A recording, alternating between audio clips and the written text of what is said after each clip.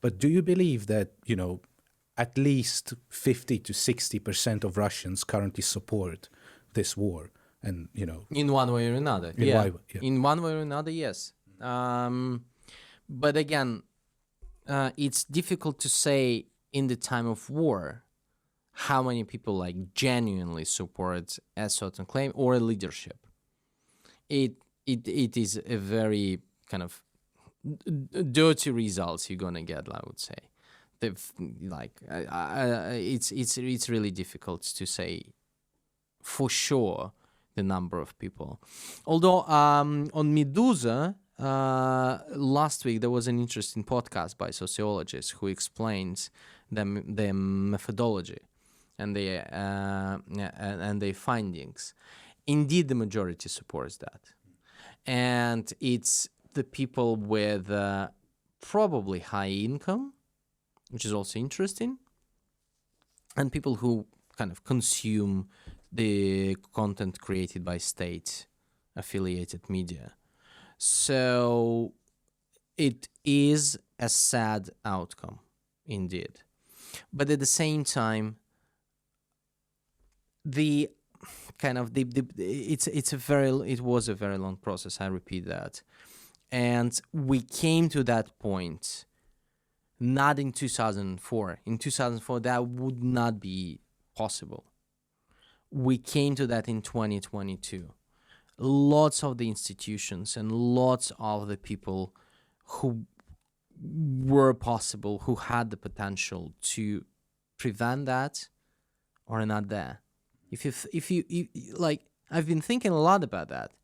But if you look at where Russia was going for all last years, so all these foreign agents laws, why? Then the destruction of Memorial last year, then this wave of destruction of independent media, at least financially. Then, okay, we forget about politics, right? We forget about political parties. Like kind of the state parliament is a poorly working mechanism that needs to be replaced. But if you do all these things, where are you going to end up? So what sorts of society are you going to create?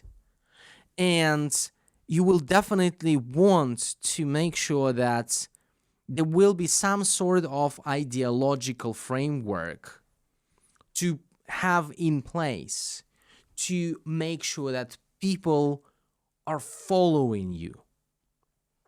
And this is the time when, let's say, 50%, Putin always had 50% in a way. Certainly there's a core electorate. I would assess it around 20-25%, like really core Putin guys. There will be some fellow travelers. There will be lots of people like, oh, let's look at this side and that side. Oh, there's all the life is all about like shades of gray. No, there are principles and there are values, and it's difficult sometimes to follow your principle, but you must if you really want to save and protect your country. So now we definitely see that a majority of the population supports Putin one way or another, or at least the special military operation.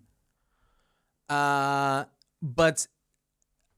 a certain part of it, I would say the majority of this majority, will quickly fall apart because it is not a solid core of electorate. It's kind of, they buy into that because they like it, like what they see.